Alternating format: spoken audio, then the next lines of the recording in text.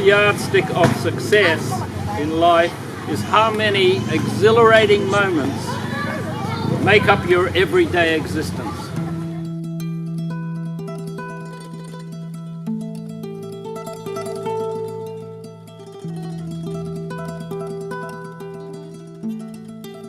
Food is such a big part of so many people's lives here. That's why we've all come to Davao and to the Philippines. And you know, the primary concern of people seems to be where to eat, when to eat, what to eat, and with whom to eat. That seems to be a lot of your concerns. It's never why we eat. Why do we eat? Eating is ultimately destructive. Okay? You can only eat so much in your lifetime, and the sooner you eat it, the sooner you die. My aim is to die young, as late as possible. Okay? Yeah. You know the usual thing. If you're overdoing something, it'll become old hat. It'll become sort of too common. You won't derive the same amount of pleasure from it. So you do have to restrict yourself a little bit. See, what eating cannot deliver, non-eating will. So what I aspire to is actually having the last meal at about 3 o'clock and then fasting until 9 o'clock the next day. So you're doing about 18 hours, 16 to 18 hours fasting every day, and that allows your body to recover. Our primary food, which we're most suited to, is fruit. Our dentition, our saliva, our grasping hands to pick fruit off trees, all indicate that we're closely related to the orangutans and the apes, which primarily live on fruit. Does it matter what kind of rice? Like black versus wild? It doesn't matter much. You might as well eat white rice, because brown rice is still detrimental. It drains the enzymes from your body. You'll find that most rice eaters, they have a bigger pancreas than even the Western people do, because rice is drawing a tremendous amount of pancreatic fluid in order to digest that rice. So my mantra actually is go raw and fulfill your destiny, because you're all starting to realize that you cannot fulfill your destiny in life. What's the purpose of your life if you have not reached your optimum health, and your functionality should be optimum, and awareness should be optimum? You have not met your destiny until you've done those things. So you've got to go raw and fulfill your destiny. That's what I feel. I've been a vegan for about 30 years now, and prior to that I was vegetarian, but I was still being drawn back to my wife's, ex-wife's cooking and that sort of thing, and it wasn't until I went raw that I started to have clarity of mind. I started to feel a lot more centered, and I started to realize that, wow, I'm not meant to just be sitting around, fooling around. Like, I didn't really have any goals when I was younger, you know. My early years were spent fooling about, and I didn't really have any purpose. But luckily enough now, I've started to find a little bit of purpose in my life and become more like a motivator, wanting to help other people get into raw foods and realize where their destiny should lie. Because you'd be surprised, it's quite a big step to go from just being a cooked vegan to a raw vegan. And not many people are really prepared to do it, but in the end, it pays the biggest dividend. The real yardstick of success in life is how many exhilarating moments make up your everyday existence. So if you're sitting in an office thinking that you're achieving your life's goal, when you're not feeling those exhilarating moments, and you're out here enjoying the beautiful vista and you're living it, you're eating fruit, so you're actually on the road to success by doing what you're doing right here and now compared with most people, honestly. I've just been in New York, the traffic, the deadlines, stress, it's unbelievable. I don't know how people live there. The cooked food, I must say, it has an effect on the body. It's an artificial stimulant. Molecular structure of that food is altered when it is heated. And no matter what, if you heat the durian, or it's all its integrity, its energy structure is disrupted. And therefore your body cannot utilize it, so it has to use energy in order to break it down and expel it from the body, and that's why it's a stimulant. I know it's very difficult to get off cooked because it's the cravings that drag you back to it, but if you're forming a group that's 100% raw, you can do it, but it takes a little bit of willpower. And it takes a lot of people haven't got that willpower, so it's something you have to cultivate. So you might say that being on cooked food is no big deal. You can have a little bit, you can go raw till 4. That's okay, going raw till 4. Do it for a little while, but set yourself a goal. I'll only do raw till 4 for 5-6 months, and then I'll transition fully 100%. The fat actually is more harmful because even that it's raw, yes. It is more harmful in the respect that it forms a fatty layer around the cell, and sugars cannot get into the cell because of the fat, okay? There's a little layer of fat formed around the cell, so the penetration of the sugars cannot take place. Derek's on the right track now because he's learning a lot about planting, about propagating, and he never knew anything about growing things. Now he's more interested in growing things.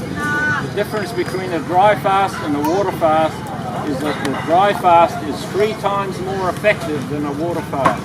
But if you've been on cook, you'll start to eliminate so quickly that your organs of elimination, such as your kidneys, your lungs, or your liver, if there's a weak point there, they could be overwhelmed by the toxins. It's the same thing if you take a person that's been on cooked food and put them on a dry fast, it could kill them in within 1 day, just by the overwhelming amount of toxins that are coming out of their body and being put into the bloodstream. And if there's a weak point in any of those organs of elimination, they can be overwhelmed. Drive them in moisture by doing a dry fast, that swelling goes down. It's like draining a swamp to get rid of the mosquitoes. The mosquitoes will be there when the swamp is wet. You drain the swamp, the mosquitoes go. It's pathological. It's the same in your body. We became very efficient at storing fat, so we could go through those periods of famine and you'd be ready to eat when there was so much food around or whatever, okay? So the feast and famine thing is something we don't do, and we have to introduce it back into our lifestyle. And you can do it gradually by doing quantum eating, by just gradually increasing the period of not eating at night. They can start with about 14 hours, you know, not eating, and then increase that 14 hours to maybe 15 to 16. If you're in a colder climate, it's going to get you through. You know, it's better eating vegetables than it is eating meat, really. But occasionally eating meat is not so bad either. If you're faced with a choice and you're starving, so vegetables, I recommend growing the sunflower sprouts. Okay, sunflower. Get organic sunflower, get a tray and put in the tray good soil with some rock dust.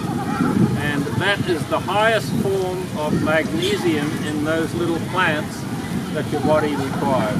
So what durian contains, you know, like so strange that it like provokes me, for example, to drink water? For a start, you're in the tropics, so your body turnover is 100% more than it would be in your native country. You're turning over far more water. Durian is not a very high fruit like watermelon. It's not high water content. So you're just by eating durian alone, I think you will need to have coconut water. And it's good to get the old coconut. Don't necessarily get the young coconut. Get the one that just falls off the tree. It has got a different set of nutrients and minerals in it than the young coconut, okay? So it's got a whole different nutrient makeup. So even the old coconut, when it's tasting quite nice, that's good. I don't still think you'll need B12, okay?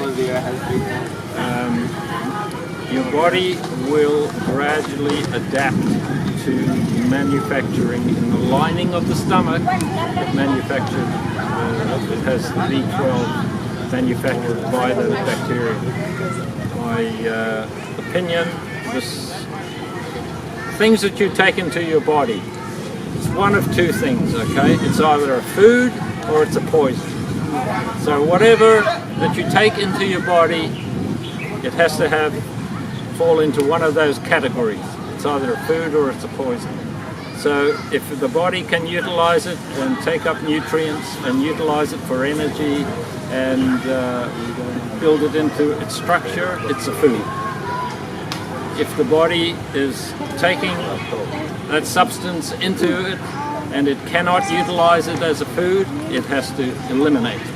And it has to use energy in order to do that, so it depletes your energy, and so therefore it's really a poison in your body, because that body is trying to get rid of that substance and break it down, and it's putting a strain on your liver. So, yeah. Why do people have for craft salt? Why do you like want salt?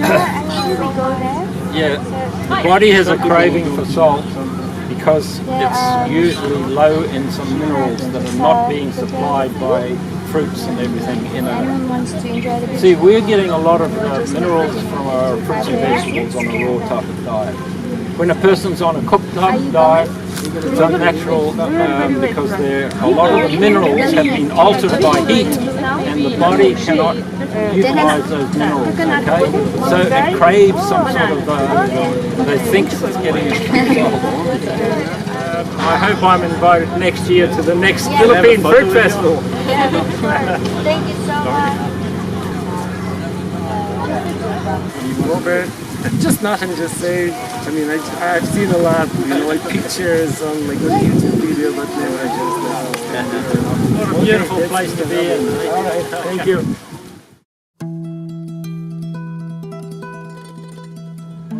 We have to do about 3 feet.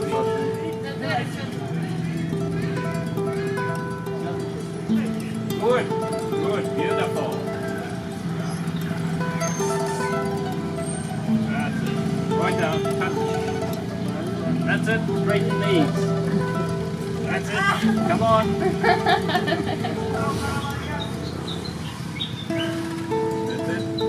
No, you can touch the floor this time. Oh, yeah. I have pain here. That one will help to cure that pain if you do that one. I will try. I will do it every day. Yeah, you should. And one more.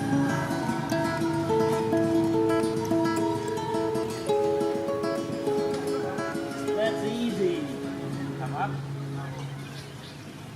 Okay, this time. Right hand on leg. Touch head to the floor.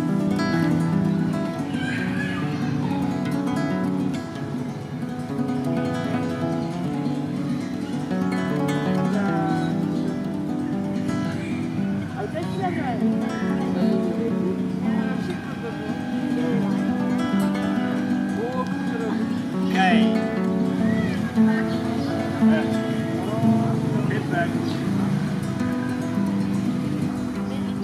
pick up. 1, 2, 3.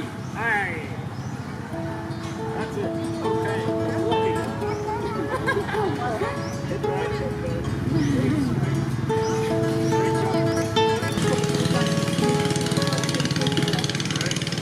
Through.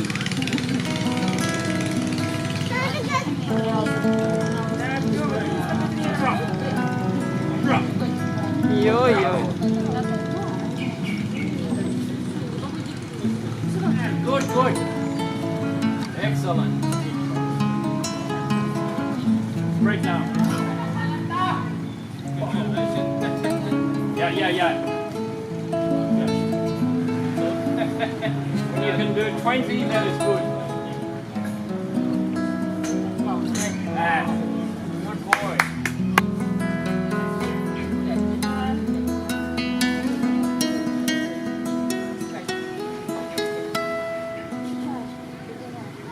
Привет, детскому привет.